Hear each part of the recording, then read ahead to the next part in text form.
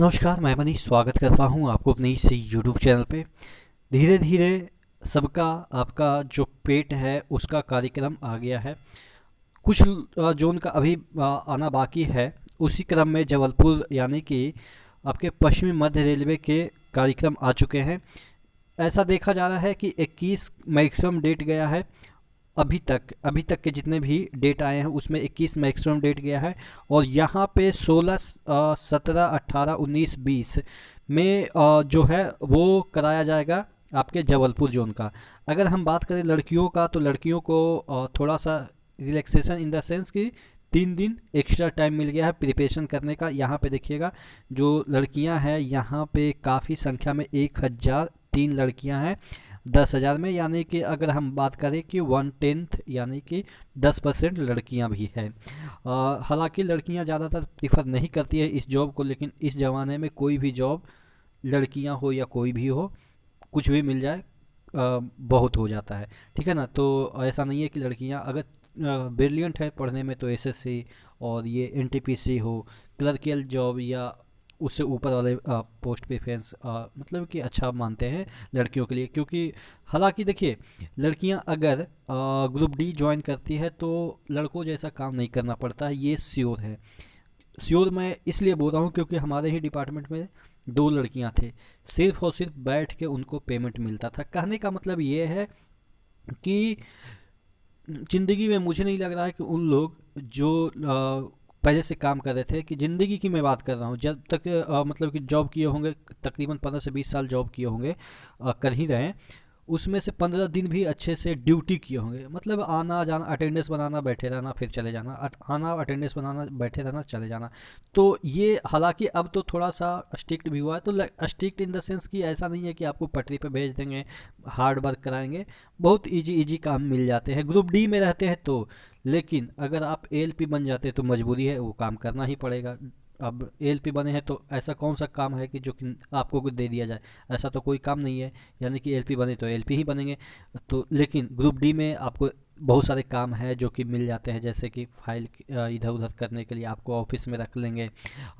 जो रजिस्टर बही मेंटेन करने के लिए क्लर्क जहाँ पे नहीं होते हैं, बहुत सारे ऐसे आपके जो होंगे ऑफिस जहाँ पे क्लर्क की कमी होगी तो वहाँ पे क्लर्क वाला आपसे काम करवाएंगे। तो जो भी लड़कियाँ ये सोच रही है कि हम फिजिकल काम नहीं कर पाएंगे, तो मैं आपको यकीन दिला रहा हूँ कि कोई दिक्कत नहीं है, आप ज्वाइन कीजिए मज़े से।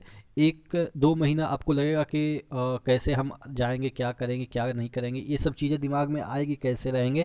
लेकिन 1-2 महीने के बाद सब चीज़ हैबिचुएट हो जाएगा। उसके बाद काम नहीं करना पड़ता है। लड़कियों के पॉइंट ऑफ व्यू से बात करें तो उनको हर एक ऑफिस में रिलैक्सेशन मिल जाता है।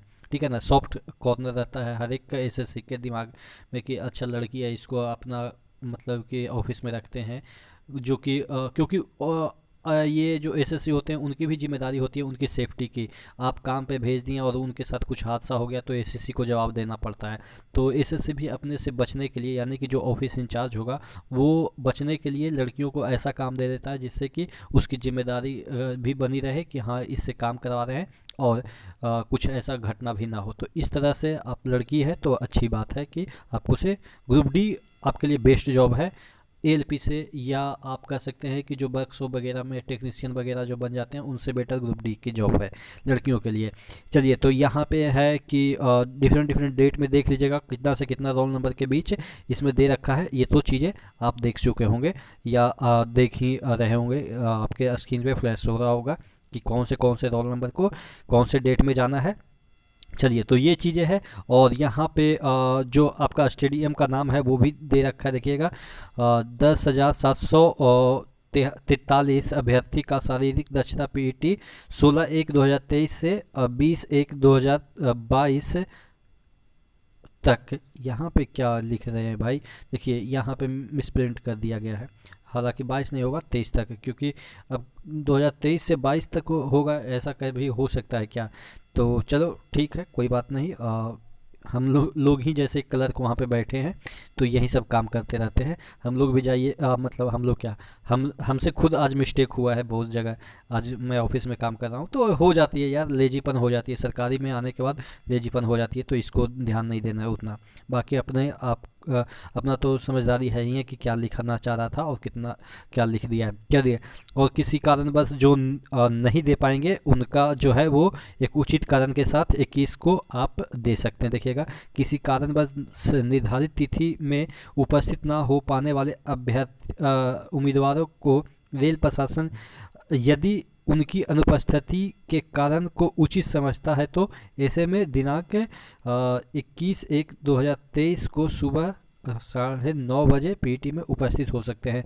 तो एक डॉक्यूमेंट्स लेके जाइएगा। अगर आप इन दिनों उपस्थित नहीं हुए तो 21 को आप जाइएगा एक डॉक्यूमेंट्स लेके कि सर ये रीज़न है। ऐसा नहीं है कि सर मम्मी बीमार थे इसलिए हम नहीं आए। अब मम्मी बीमार थे तो उसका कोई प्रूफ तो चाहिए। ऐसा नहीं है कि आप बोल दिए और वो मान लेंगे। हाँ, अगर आपके सही में मम्मी बीमार हैं, भगवान न करे किसी की मम्मी बीमार हो, लेकिन अगर ऐसा हो गया है बदकिस्मती से, तो आप उसके एक डॉक्यूमेंट्स लेके जाइए।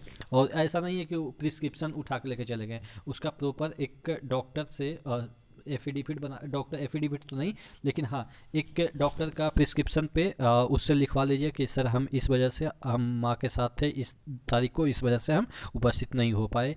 तो इस तरीके से आप कर सकते हैं। या एफिडेविट भी बहुत एक सॉलिड रीज़न है कि आप कोई भी कारण की वजह से नहीं जा रहे हैं, तो एक एफिडेविट बना लीजिए कि हम इस कारण से इस दिन यहाँ पे थे, इस वजह से अनुपस्थित रहे। बहुत सारे कारण हो सकते हैं, तो आप एक वकील के माध्यम से एफिडेविट बना लीजिएगा, जो कि लीगल चीज़ होगा, वो हमेशा मान्य होगा। आशा करते हैं चीज़ें समझ में आई होगी। फिर भी कोई मन में क्वेरी डाउट है तो आप कमेंट बॉक्स में कमेंट करके जरूर बताइएगा। नेक्स्ट वीडियो मिलते हैं, तब तक के लिए जय हिंद।